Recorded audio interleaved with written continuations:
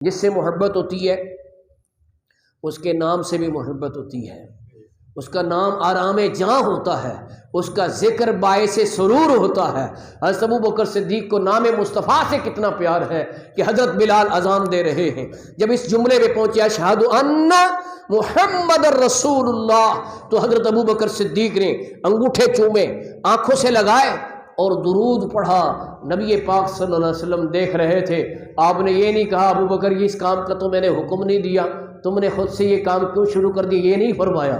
معلوم ہوا ابوبکر صدیق پہلے سے ہی محبت کے اظہار کے لیے کسی حوالے کے محتاج نہیں تھے کہ یہ محبت کی ادا ہے، نہ تو فرض ہے نہ تو واجب ہے، یہ تو محبت کا ایک اظہار ہے کہ یہ میرے آقا کا نام ہے، میں اس کو چومتا ہوں، آنکھوں سے لگاتا ہوں، درود پڑھتا ہوں۔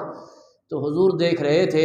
اس حدیث کو امام اہل سنت نے فتاوی رضویہ میں نقل کیا ہے، منیر العینین فی حکم تقبیل ابہامین میں، اس کی سند پہ بڑی تفصیلی گفتگو کی ہے امام احمد رضا رحمۃ اللہ علیہ نے، اور اس کو مرفوع درجے میں رکھا ہے۔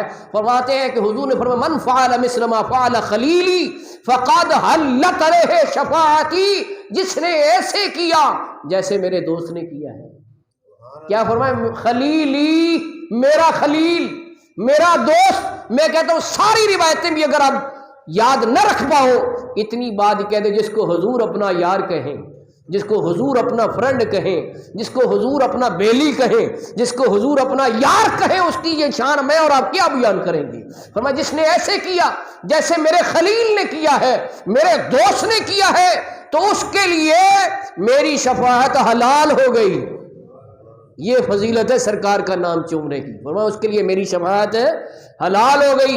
اسی معنی میں جس کی شفاعت حضور کرے وہ دوزخ میں کیسے جائے گا؟ تو کہنے والا کہتا ہے تعظیم جس نے کی ہے محمد کے نام کی۔ تو یہ چومنا جو ہے سرکار کا نام، یہ بھی تعظیم کا ایک شعبہ ہے کہ یہ کوئی عام نام نہیں ہے، یہ کوئی معمولی ہستی کا نام نہیں ہے، یہ کسی عام شخصیت کا نام نہیں ہے، بلکہ اس کا نام ہے جس کے لیے دنیا بنی ہے، جس کے لیے کائنات سجی ہے، یہ اس کا نام ہے، یہ تعظیم کا شعبہ ہے۔ اس لیے ہم کہتے ہیں تعظیم جس نے کی ہے محمد کے نام کی۔ ہو سکے تو آپ ہی پڑھ لیں، تعظیم جس نے کی ہے محمد کے،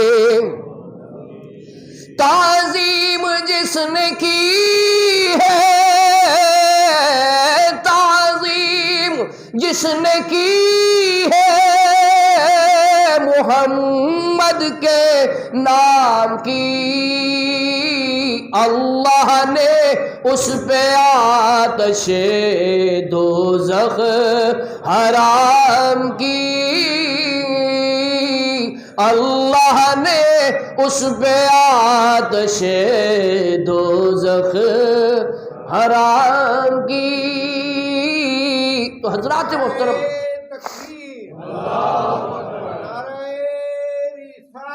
یا رسول اللہ، حق چاریہ، یا علی۔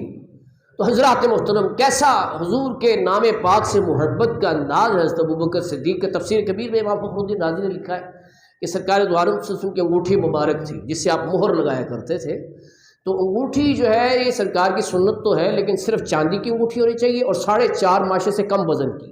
ایک انگوٹھی، 2 انگوٹھیاں پہننا جائز نہیں ہے، ایک انگوٹھی اور وہ بھی چاندی کی، اور وہ بھی 4.5 ماشے سے کم وزن کی، یہی سرکار کی سنت سے ثابت ہے۔ سونے کی انگوٹھیاں لوگ بناتے ہیں، مرد کے لیے جائز نہیں ہے، عورت کے لیے یہ زیور کس کے لیے جائز ہے؟ عورت کے لیے۔ مرد کے لیے سونے کا زیور، سونے کا لاکٹ، سونے کی زنجیر یہ جائز نہیں ہے۔ مرد صرف ایک چاندی کی انگوٹھی اور وہ بھی 4.5 ماشے سے کم وزن کی پہن سکتا ہے۔ تو سرکار دو عالم صلی اللہ علیہ وسلم کی جو انگوٹھی مبارک تھی وہ آپ نے حضرت ابوبکر صدیق کو دی کہ اس پہ آپ نا اللہ لکھواؤ۔ کیا لکھواؤ؟ سارے بولو اللہ۔ اللہ کا نام لیتے ہوئے جھجکنا نہیں چاہیے میرے دوستوں، جھوٹ بولتے ہوئے شرمانا چاہیے، غیبت کرتے ہوئے، چغلی کرتے ہوئے، گالی دیتے ہوئے، فحش گوئی کرتے ہوئے، بدنگاہی کرتے ہوئے، برے کام کرتے ہوئے شرمانا چاہیے، جھجکنا چاہیے، ڈرنا چاہیے۔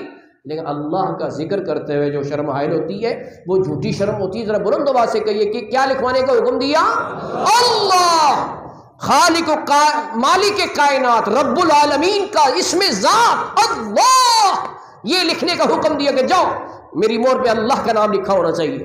تو آپ گئے رستے میں سوچ لے گئے کہ اللہ اور اس کے حبیب کا نام کہیں جدا ہے ہی نہیں ہے، اذان میں ساتھ ہے، کلمے میں ساتھ ہے، نماز میں ساتھ ہے، کہاں ہے جہاں جدا ہے؟ تو یہاں پر جدا کیوں ہو؟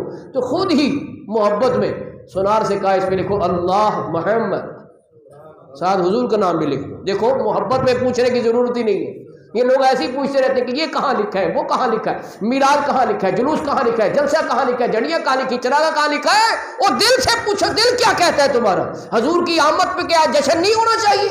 ابو بکر صدیق نے پوچھا حضور سے کہ یا رسول اللہ آپ کا نام لکھواؤں کہ نہ لکھواؤں؟ ان کے دل نے کہا کہ کہیں جدا ہے ہی نہیں، کہیں الگ ہے ہی نہیں، تو میں کیوں الگ کروں؟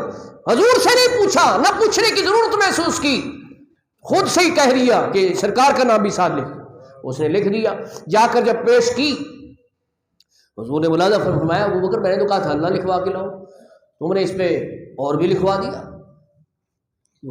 آپ نے عرض کی یا رسول اللہ میں نے یہ سوچا، میرے دل نے یہ کہا کہ نہ کلمے میں آپ کا نام اللہ کے نام سے جدا ہے، لا الہ الا اللہ محمد رسول اللہ، اذان میں اشہد لا الہ الا اللہ کے بعد اشہد ان محمد رسول اللہ ہے، نماز میں جب تک آپ کو سلام نہ کر لیں السلام علیکہ ایھا النبی ورحمۃ اللہ وبرکاتہ، تب تک نماز مکمل نہیں ہوتی، تو پھر آپ کا نام اللہ کے نام سے جدا کیوں ہو؟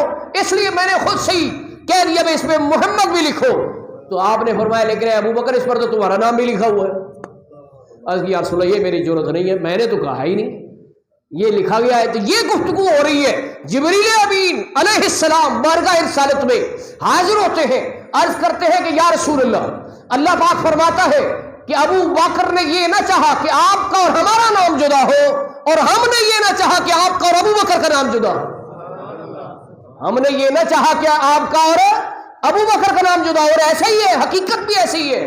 حدیث پاک ہے، رسول پاک سے فرمایا کہ معراج کی رات میں آسمانوں پر گیا، ہر آسمان پر میرا نام لکھا ہوا تھا محمد رسول اللہ، اور ساتھ لکھا ہوا تھا ابو بکر صدیق، ہر آسمان پہ اللہ نے لکھوایا ہے۔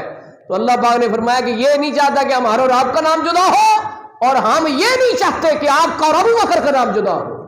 تو جدا کبھی ہوئے ہی نہیں، بچپن میں بھی ساتھ، لڑکپن میں ساتھ، سفر میں ساتھ، حضر میں ساتھ، جنگ میں، امن میں، مکے میں، مدینے میں، غار میں بھی ساتھ اور مزار میں بھی ساتھ۔